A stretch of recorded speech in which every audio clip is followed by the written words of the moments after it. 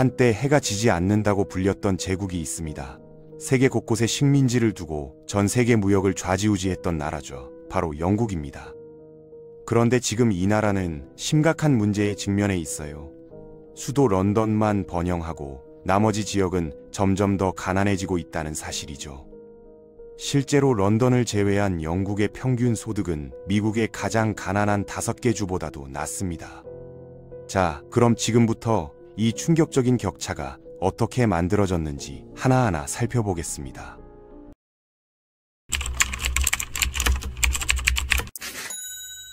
먼저 런던이 얼마나 부유한지부터 알아볼까요? 이 도시엔 현재 약 21만 6천 명의 백만장자가 살고 있습니다. 그리고 순자산 1억 달러 이상을 가진 사람들이 520명이나 되죠. 심지어 10억 달러 이상 보유한 억만장자도 47명이나 됩니다. 정말 엄청난 부가 집중된 곳이에요. 그럼에도 영국의 다른 지역들은 어떨까요? 안타깝게도 상황이 전혀 다릅니다. OECD 평균 국가들과 비교해도 가처분 소득이 더 적은 수준이에요. 더 놀라운 건 런던과 남동부를 빼고 계산하면 영국의 1인당 GDP가 무려 13% 하락한다는 사실입니다. 블랙풀의 일부 지역에서는 기대 수명이 르완다보다도 짧아요. 한때 산업으로 부흥했던 도시와 마을들이 지금은 서유럽에서 가장 낙후된 곳이 되어버렸죠. 이야기는 1979년부터 시작됩니다. 마가렛 대처가 총리로 선출된 해죠. 당시 영국 경제의 가장 큰 적은 물가 상승이었어요. 선거 직전까지 물가 상승률이 완전히 통제 불능 상태였습니다. 1970년에 100파운드였던 돈이 1979년에는 310파운드가 넘는 가치가 필요했을 정도니까요. 이렇게 된 데는 몇 가지 이유가 있었습니다. 우선 1970년대에 두 차례의 큰 석유 파동이 있었어요. OPEP 석유 가격을 2배, 3배로 올렸죠. 하룻밤 사이에 휘발유부터 식료품까지 모든 게 비싸졌습니다. 동시에 노동조합이 임금 인상을 계속 요구했어요. 치솟는 물가를 따라잡기 위해서였죠. 그러니까 물가가 오르면 임금이 오르고 임금이 오르니 또 물가가 오르는 악순환이 반복된 겁니다.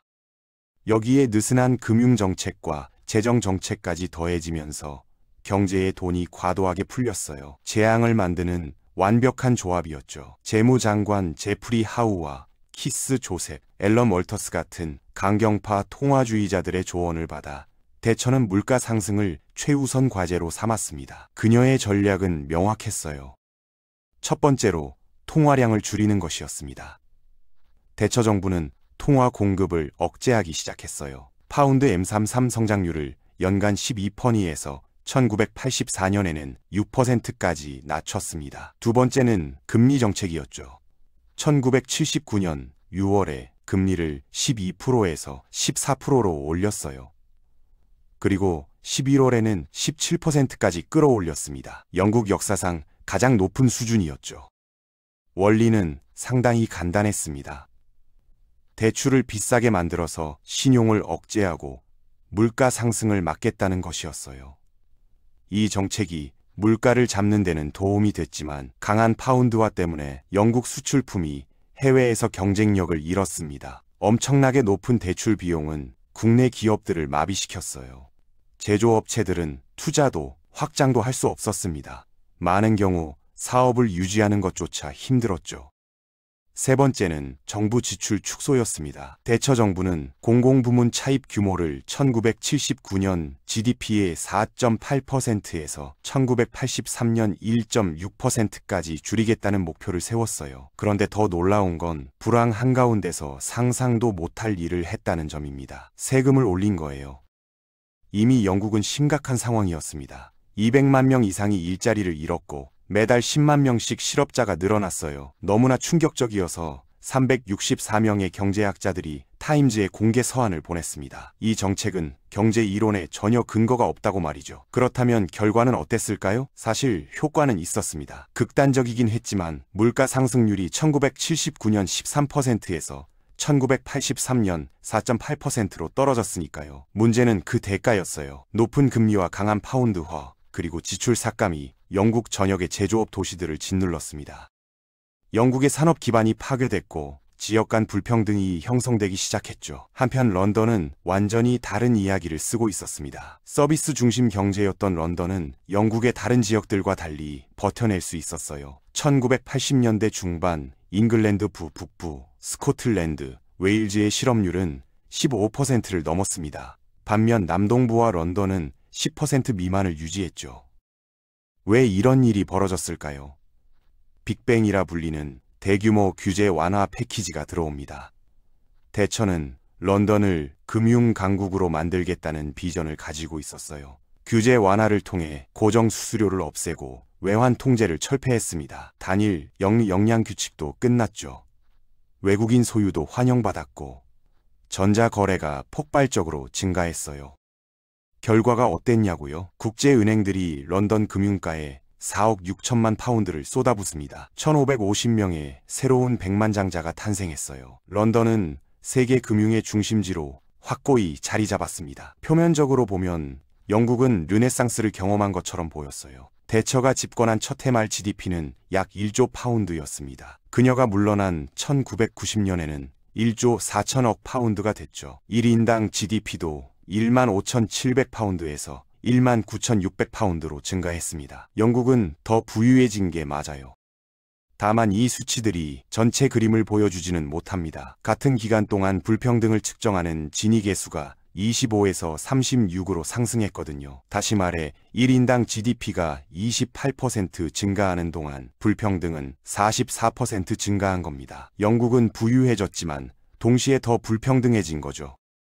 이는 부분적으로 대처의 강경 정책이 영국 산업 기반에 끼친 극심한 피해 때문이었습니다. 예를 들어 1979년에 제조업이 영국 GDP의 거의 29%를 차지했어요. 1990년에는 이게 15.5%로 떨어졌습니다. 같은 기간 제조업 고용은 1979년부터 1993년 사이에 거의 38% 감소했죠. 그러니까 GDP는 올랐고 1인당 GDP도 올랐습니다. 하지만 런던에 살지 않는다면 그게 그렇게 명확하지 않았어요. 서비스 산업은 성장했지만 영국이 경제를 재편하면서 다른 산업들은 쇠퇴했습니다. 산업 전환의 영향을 살펴보는 또 다른 방법은 직접 일자리와 간접 일자리의 비율을 보는 것입니다. 기본적으로 위젯을 만드는 공장을 열면 100명을 직접 고용할 수 있어요. 근데 위젯을 만들려면 철강이나 전기가 필요하고 유통업체도 필요하죠. 그래서 여러분의 공장이 추가로 300개의 간접 일자리를 만들 수 있습니다. 직접 일자리 하나당 간접 일자리 3개의 비율이 나오는 거예요. 은행 업계를 보면 직접 일자리 100개당 간접 일자리가 약 210개 정도입니다. 비율로는 1대 2.1이죠. 그런데 철강 제조업을 보면 직접 일자리 100개당 간접 일자리가 920개가 넘어요. 비율로는 1대 92입니다. 실제로 금융 서비스 산업 전체를 분석하면 비율이 대략 1대 3.7 정도예요. 꽤 괜찮게 들리시죠? 하지만 공공 서비스, 내구재 제조, 비내구재 제조 같은 다른 산업들과 비교하면 그렇지 않습니다. 이것이 바로 서비스 기반 산업이 더 높은 GDP로 이어지지만 동시에 불평등이 증가하는 이유 중 하나예요. 소득이 더 작은 집단에게 집중되니까요. 단순히 일자리 창출만의 문제가 아닙니다. 임금과 복지도 중요해요. 제조업 일자리들은 정식 고용 계약이 특징이었습니다. 탄탄한 복지, 퇴직금, 유급 휴가, 보험, 병가가 있었죠. 대부분의 저숙련 제조업 노동력을 대체할 수 있는 일자리들에는 이런 게 없었어요. 연구 결과에 따르면 제조업에서 멀어지는 것이 불평등 증가로 이어졌습니다.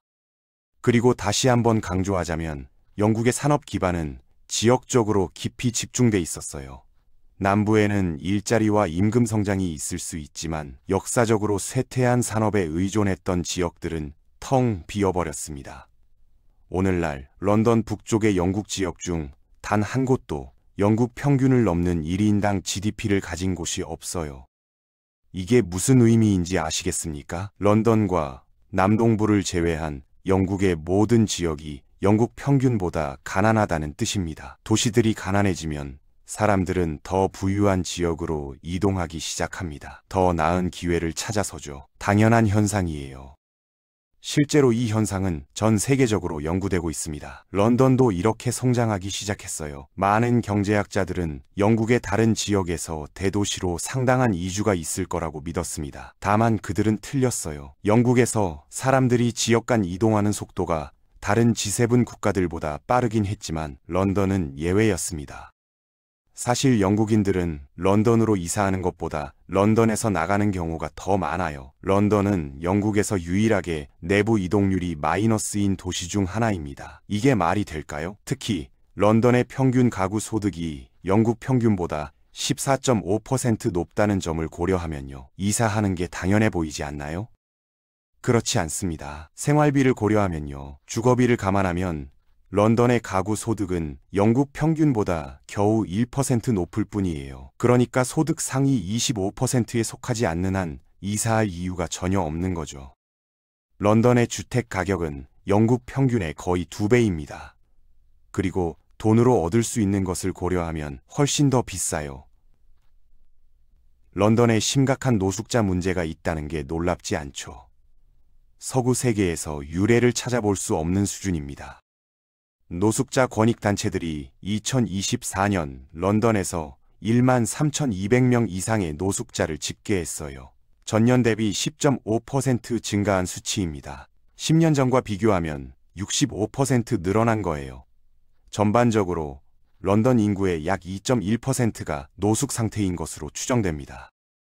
뉴욕의 0.8%, 토론토의 0.5%와 비교해보세요. 파리는 0.3%, 베를린은 0.3%, 암스테르담은 0.2%예요. 런던은 완전히 다른 리그에서 뛰고 있습니다.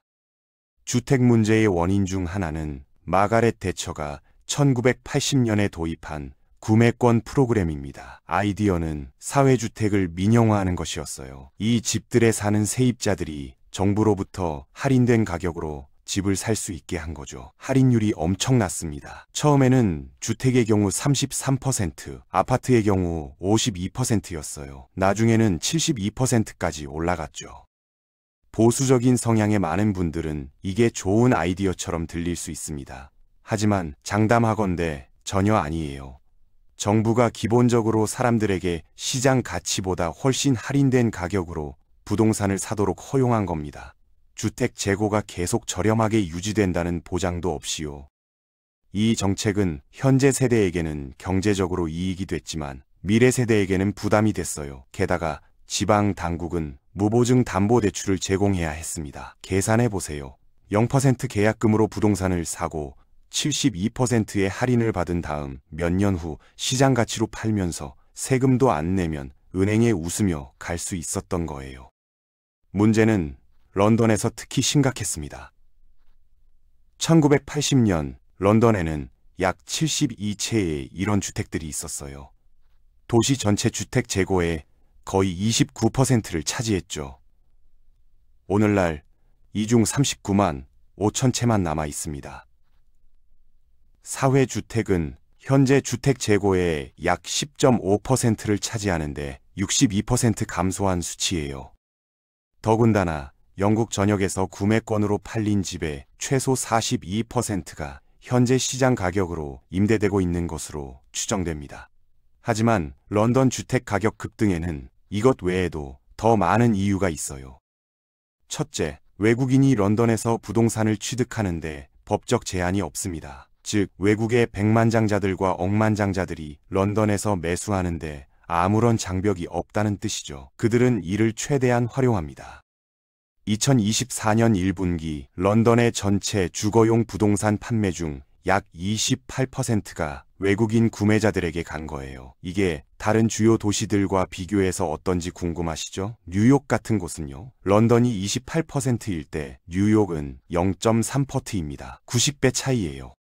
상황은 더 악화됩니다. 런던의 새로운 임대주택 중 21%가 최소 한 명의 외국인 주주를 두고 있어요. 2016년의 2배죠. 이것의 원인 중 하나는 영국의 비거주자 세금 지위였습니다. 기본적으로는 폐지됐지만요. 이것은 영구 거주지가 해외에 있다고 주장하는 영국 거주자들이 해외 소득과 자본 이득에 대해 영국 세금 납부를 피할 수 있게 해줬습니다. 일부는 이게 똑똑한 정책이라고 생각할 수도 있어요. 다만 이건 매우 근시안적인 시각입니다. 맞아요. 이 사람들은 해외에서 돈을 가져와 현지에서 씁니다. 그런데 주택 같은 희소한 자원을 놓고 현지 주민들과 경쟁하기도 해요. 이런 사람들이 소수라면 정말 문제가 안 됩니다. 하지만 8만 4천 명이나 되면 큰 문제죠.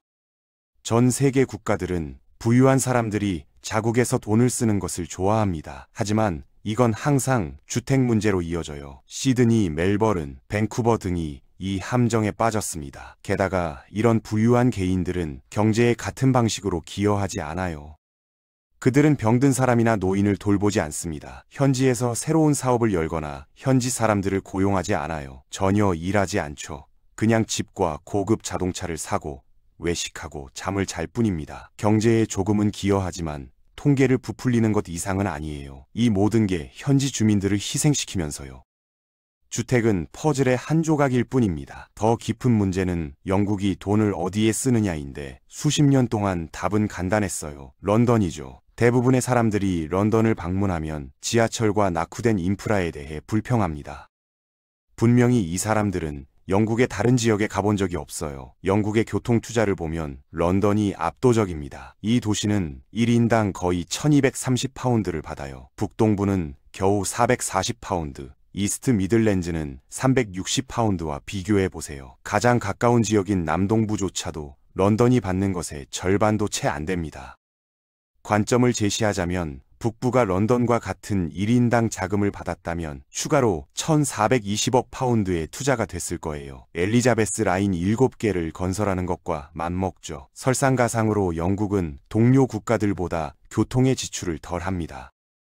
OECD 데이터를 보면 영국은 1995년부터 2020년까지 연간 도로에 GDP의 0.31%만 기여했어요. 이탈리아의 0.41%, 독일과 미국의 0.52%, 프랑스의 0.63% 이상과 비교하면 적죠. 비극은 이런 투자 부족이 영국 도시들의 생산성을 떨어뜨린다는 점입니다. 도로와 철도 연결이 부실하면 런던 외 도시들은 유효 규모가 훨씬 작아져요. 통근할 수 있는 사람도 적고 연결된 일자리도 적으며 성장 가능성도 낮아집니다. 문제를 요약하는 단일 데이터 포인트가 있어요. 영국은 서유럽에서 사실상 유일하게 도시 규모가 경제적 생산성과 강하게 연관되지 않는 곳입니다. 부실한 인프라가 이 문제의 핵심 요인이죠. 교통만의 문제가 아닙니다. 연구개발에서도 같은 방치가 보여요. 연구개발 지출은 생산성이 높고 소득이 높은 지역에 강하게 집중돼 있습니다. 그러니까 런던이죠. 2016년 정부는 잉글랜드 북부의 1인당 연구개발에 겨우 21.5파운드를 지출했어요. 미들랜드에는 14.5파운드였죠. 런던에서는 61파운드였습니다. 이것은 강화 순환을 만들어요. 더 많은 연구개발은 런던 기업들이 더 빠르게 성장한다는 뜻이고, 이는 더 많은 민간 자본을 끌어들이며 그게 또 더 많은 연구개발에 자금을 댑니다. 더욱이 영국은 이상한 사례예요. 독일의 더 가난한 지역들, 그래프에서 더 작은 원들은 공공 연구개발 지원을 더 많이 받습니다. 영국에서는 반대죠. 결과는 명백해요. 가장 지원이 필요한 곳들이 찌꺼기만 받고 영국의 연구개발 정책은 불평등을 해결하는 대신 심화시킵니다. 기업의 연구개발 투자가 있는 지역에 정부 연구개발 투자에 우선순위를 두는 것도 일리는 있어요. 다만 영국이 하는 건 그것조차 아닙니다. 실제로 런던 같은 지역은 그 지역의 기업 연구개발 양에 비례해서 더 많은 정부 연구개발 지원을 받아요. 영국의 나머지 지역은 더 적게 받고요. 간단히 말해 런던 외부 기업들의 우선순위가 런던 내부 기업들에게 밀리는 겁니다. 영국이 런던을 중심으로 돌아가고 삶의 질이 악화되는 또 하나의 이유죠. 영국은 한때의 모습에 비하면 그림자에 불과합니다. 한때 번영했던 나라가 이제는 하나의 번성하는 도시를 가진 대부분 쇠퇴한 국가가 됐어요. 토니 블레어는 한때 만화경이 흔들렸다고 약속했습니다. 조각들이 끊임없이 움직이고 있다고요. 곧 다시 안정될 거라고. 그 전에 우리 주변의 세상을 재정렬하자고 했죠. 하지만 20년이 지난 지금 재정렬된 건 런던을 중심으로 한 영국뿐입니다. 비극은 영국이 여전히 번영의 재료들을 가지고 있다는 점이에요. 다만 런던 너머로 기회를 확산시킬 수 없다면 그 약속은 계속 지켜지지 않을 겁니다. 그래서 맞아요. 영국은 여전히 돈이 있습니다. 여전히 힘이 있고 여전히 명성이 있죠. 다만 그게 템스강을 따라 몇 제곱킬로미터에 집중돼 있을 뿐이에요. 다른 모든 사람들에게는 제국이 사라졌습니다. 공장들이 없어졌고 미래는 점점 줄어들고 있어요. 런던은 앉아서 미슐랭 스타 음식을 먹습니다. 영국의 나머지는 길고양이처럼 골목에서 찌꺼기를 먹고 있죠.